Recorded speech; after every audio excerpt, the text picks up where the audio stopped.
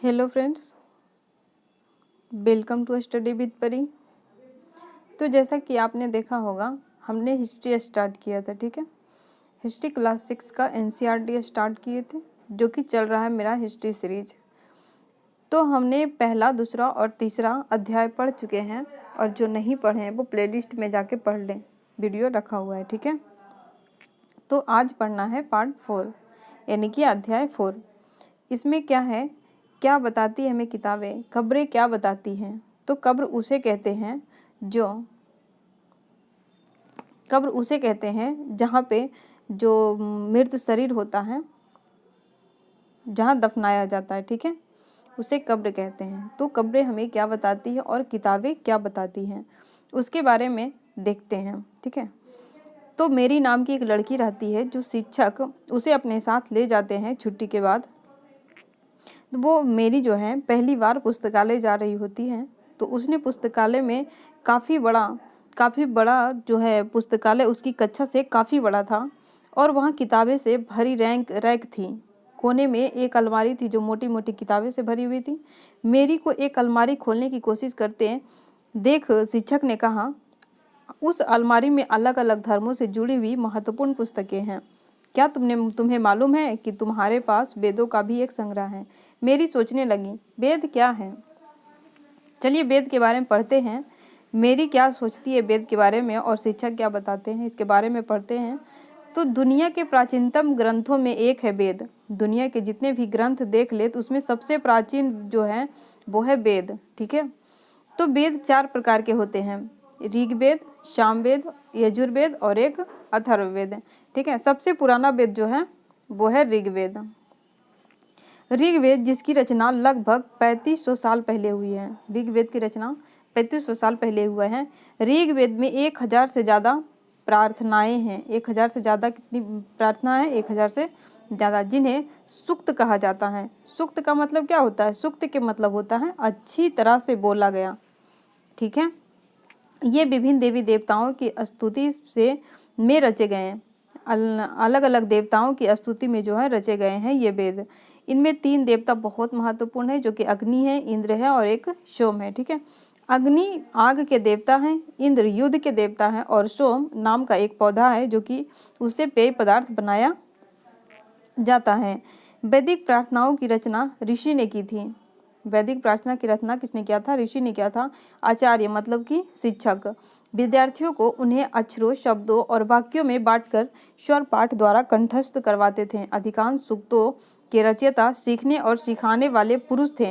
कुछ प्रार्थनाओं की रचना महिलाओं ने भी की थी। ऋग्वेद की भाषा प्राक संस्कृति या वैदिक संस्कृति कहलाती है। तुम स्कूल में जो संस्कृत पढ़ती हो उससे यह भाषा थोड़ी भिन्न है। ठीक है, मतलब कि ऋग्वेद का भाषा थोड़ी भिन्न है। जो हम लोग संस्कृत पढ़ते हैं उससे भी अलग है, अलग प्रकार की भाषा है। जैसे कि हम लोग संस्कृत भाषा में संस्कृत भाषा में देखा जाए तो भरोपीय मतलब भारत और यूरोपीय भाषा परिवार का एक हिस्सा है संस्कृत भाषा।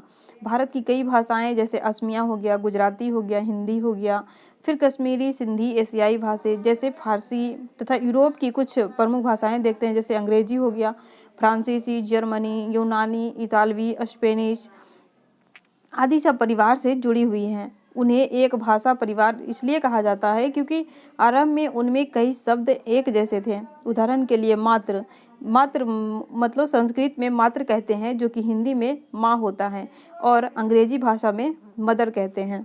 ठीक है, तो इनमें कोई समानता आती है कि नहीं उस पर देखते हैं। उपमहाद्वीप में दूसरे भाषा परिवार की भी भाषाएं बोली जाती है। उदाहरण के लिए पूर्वोत्तर प्रदेश में तिब्बत बर्मा, यानी बर्मा कहते हैं म्यांमार को। ठीक है, पहले म्यांमार को बर्मा कहा जाता था। तो बर्मा परिवार की भाषाएं बोली जाती है। तमिल, तेलुगु, कन्नड़ और मलयालम द्रविड़ भाषा परिवार की भाषाएं हैं, जबकि झारखंड और मध्य भारत के कई हिस्सों में बोली जाने वाली भाषाएं एस्ट्रो एशियाटिक परिवार से जुड़ी हुई हैं। ठीक है, हम जिन किताबों को पढ़ते हैं वे लिखी और छापी गई हैं। ऋग्वेद का उच्चारण किया जाता था और श्रवण किया जाता था, ना कि पढ़ा जाता था। श्रवण मतलब सुना जाता था। ठीक है, उच्चारण किया जाता था और सुना जाता था, उसे पढ़ा नहीं जाता था ऋग्वेद को। रचना के लिए कई सदियों बाद इसे पहली बार लिखा गया। जब रचना हुआ था 3500 साल पहले, उसके कई सदियों के बाद जो है उसे लिखा गया था। इसे छापने का काम तो मुश्किल 200 साल पहले हुआ है। ठीक है। इतिहासकार ऋग्वेद का अध्ययन करते कैसे हैं? इतिहासकार, जो कि ऋग्वेद हम लोग की संस्कृत से बिल्कुल भिन्न है, जो कि पढ़ा नहीं जाता है, तो इतिहासकार कैसे करते हैं? इतिहासकार कैसे पढ़ते हैं? इतिहासकार पुरातत्ववेत्ता, जो कि हमने अगले अध्याय में पढ़ा कि जो पत्थर, ये सब जो पढ़ते हैं पत्थर की भाषा, उसे ही पुरातत्ववेत्ता कहते हैं। ठीक है। अतीत के बारे में जानकारी इकट्ठी करते हैं, लेकिन भौतिक अवशेषों के अलावा वे लिखित स्रोतों का भी उपयोग करते हैं। चलो देखते हैं कि ऋग्वेद का अध्ययन कैसे करते हैं। ऋग्वेद के सूक्त वार्तालाप के रूप में है। कुछ सूक्त जो है वार्तालाप के रूप में है, बोलचाल की भाषा में है। विभिन्न विश्वामित्र नामक ऋषि और देवियों के रूप में पूजित जो 2 नदियों, एक ब्यास और एक सतलुज, के बीच या संवाद का एक ऐसे सूक्त का अंश है। सूक्त का अंश है, जो कि देखिए ये ऋग्वेद लिखा गया है, जो कि पढ़ा नहीं जा सकता, हम लोग नहीं पढ़ सकते। मवेशी, घोड़े और रथ के बारे में पढ़ते हैं कि मवेशी क्या होते थे, घोड़े और रथ। ऋग्वेद में मवेशी जो है, मवेशियों, बच्चे और घोड़ों की प्राप्ति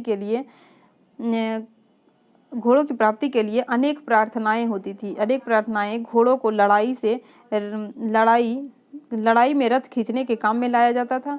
इन लड़ाइयों में मवेशी जीत कर लाए जाते थे। लड़ाइयाँ वैसे ज़मीन के लिए भी लड़ी जाती थी जो अच्छे चारागाह हो, जहाँ पर जौ जैसी जो है जल्दी तैयार हो जाने वाली फसलों को उगाया जा सकता हो। कुछ लड़ाइयाँ पानी के स्रोतों और लोगों को बंदी बनाने के लिए भी लड़ी जाती थी।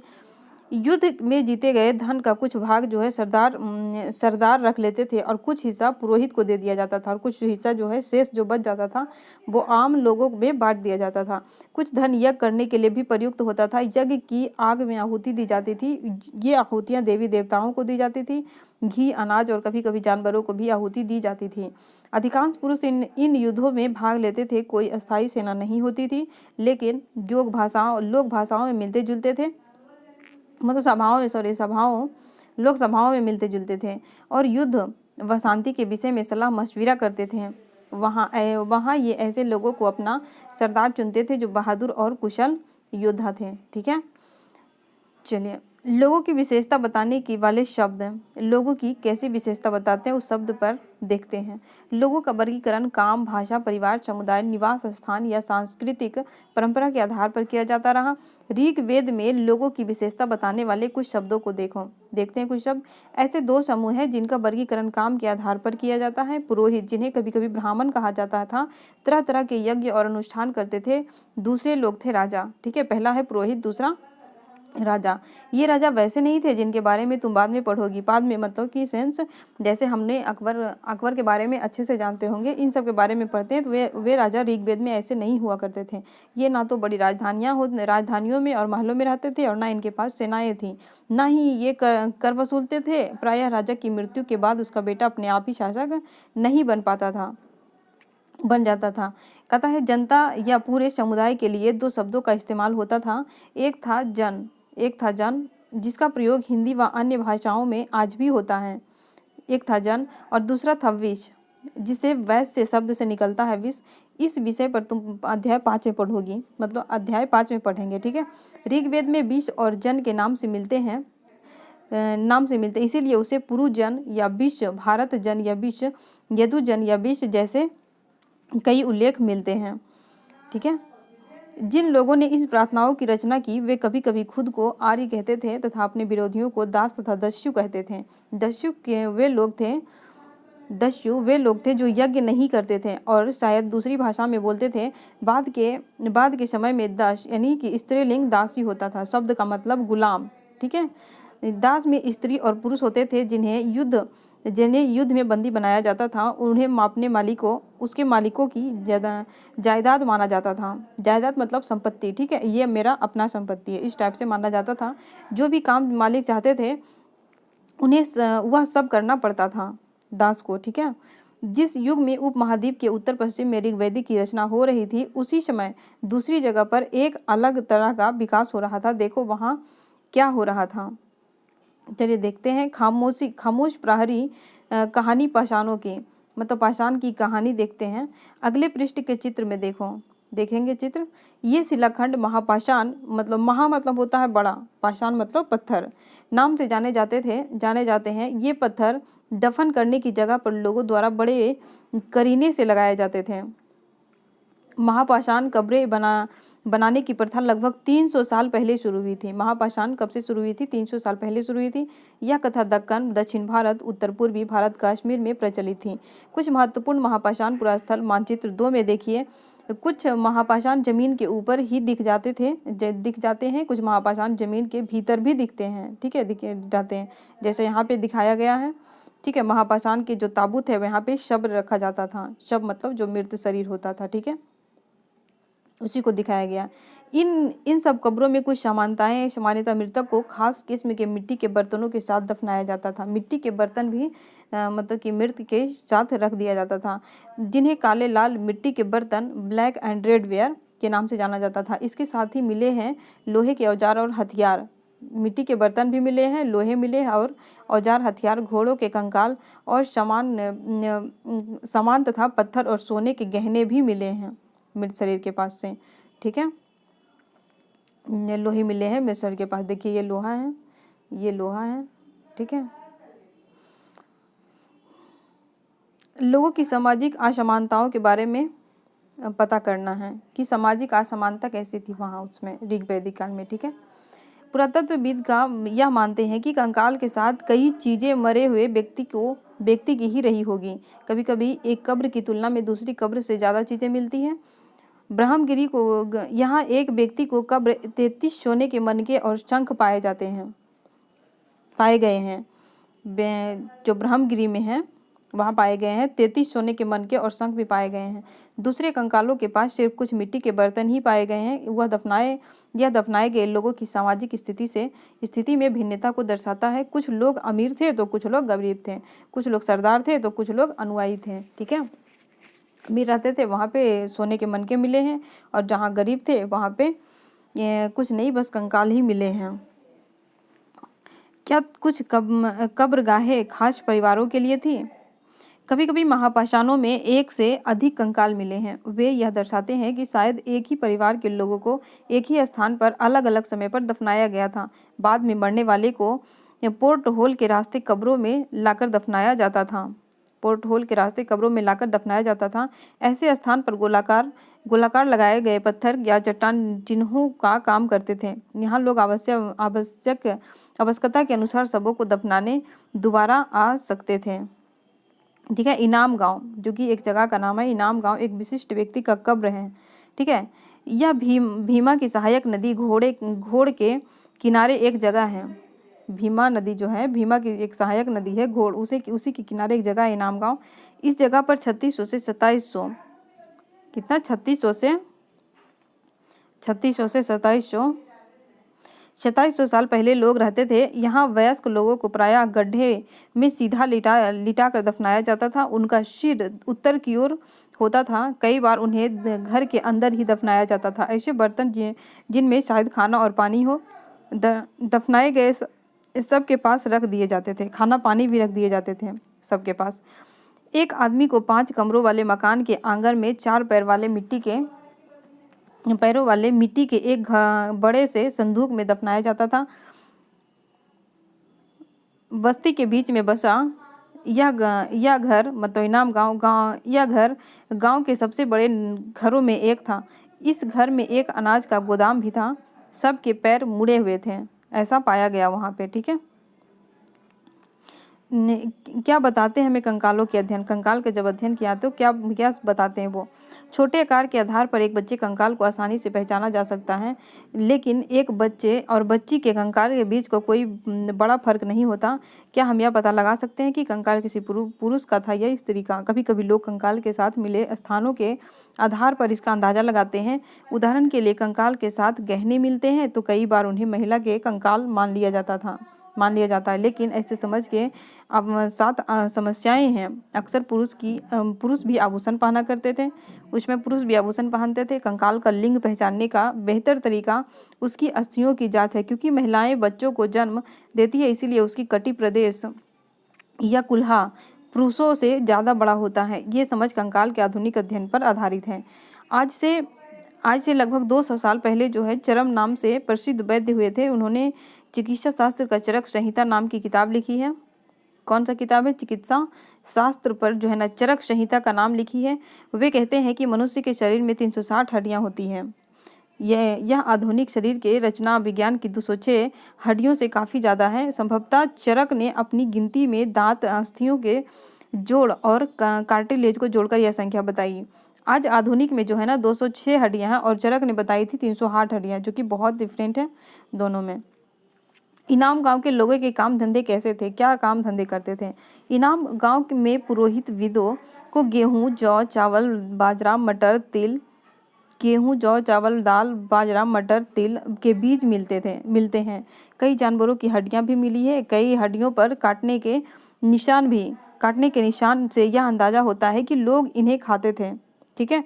गाय, बैल, भैंस, बकरी, भेड़, कुत्ता, घोड़ा, गधा, शुअर, सांभर, चितकबरा, हिरन, कृष्ण मृग, खरहा जो कि एक पशु होता था, नेवला, चिड़िया, घड़ियाल, कछुआ, केकड़ा और मछली की हड्डियां भी पाई गई है। ऐसे लक्षण मिले हैं कि बेर, आंवला, जामुन, खजूर और कई तरह के रसवानियां एकत्र की जाती थी। एटलस में चीन को देखते हैं। एटलस पे आएगा, उसके बाद चीन को देखेंगे। लगभग 3500 साल पहले हम यहाँ की लेखन कला के सबसे पुराने उदाहरण पाते हैं।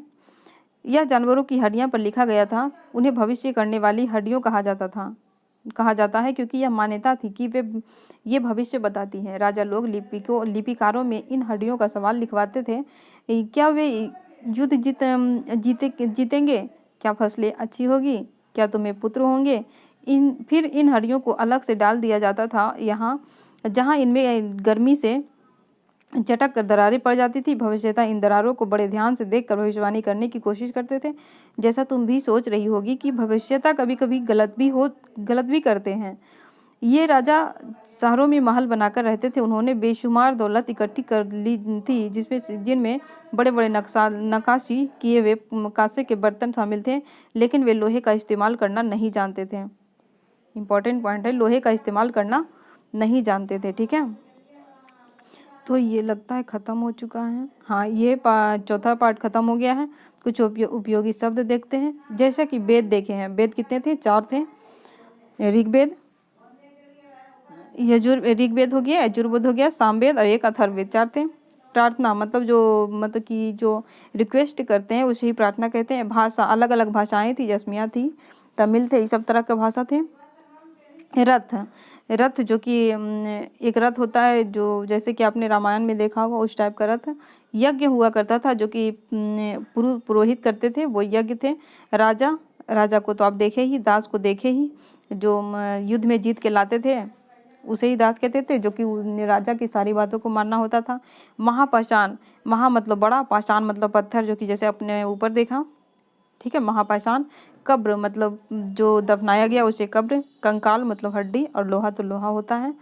तो हमने भी पढ़ लिया 4th चैप्टर। ठीक है, अगर वीडियो पसंद आया हो तो लाइक करें, मेरे चैनल पे नहीं है तो सब्सक्राइब करें और अपने दोस्तों के साथ ज़रूर शेयर करें। ठीक है दोस्तों, तो ठीक है, धन्यवाद वीडियो देखने के लिए।